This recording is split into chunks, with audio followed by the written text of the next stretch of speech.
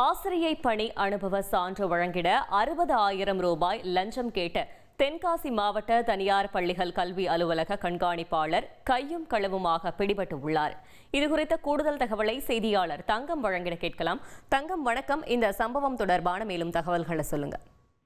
வணக்கம். அதாவது தென்காசி மாவட்டம் சங்கரன்கோவில் பகுதியைச் சேர்ந்த ஆசிரியர் ஒருவர் திருவேங்கடம் தாலுகா சிவல்குளத்தில் உள்ள செயின்ட் பவுல் மெட்ரிக் மேல்நிலைப் பள்ளியான தனியார் பள்ளியில் பணிபுரிந்துள்ளார்.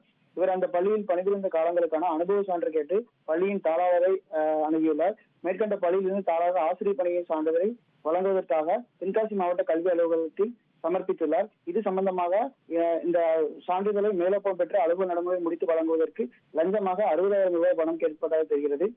இதனால் லஞ்சம் கொடுக்க விருப்பமில்லாத தாளாளர் லஞ்ச ஒழிப்பு துறையில் தகவல் கொடுத்ததன் பேரில் இன்று ரசாயனம் தடவிய ரூபாய் 60,000 மதிப்புள்ள தாள்களை பள்ளியின் தாளாளர் நாகராஜ் என்பவர் அலுவலகத்தில் வைத்து அலுவலக கண்காணிப்பாளர் சுரேஷ் குமாரிடம் கொடுத்த பொழுது மறைந்திருந்த தென்காசி லஞ்ச ஒழிப்புத்துறை போலீசார் அவரை சுற்றி வைத்து கைது செய்து இந்த சம்பவம் பகுதியில் பெரும் பரபரப்பை ஏற்படுத்தியுள்ளது.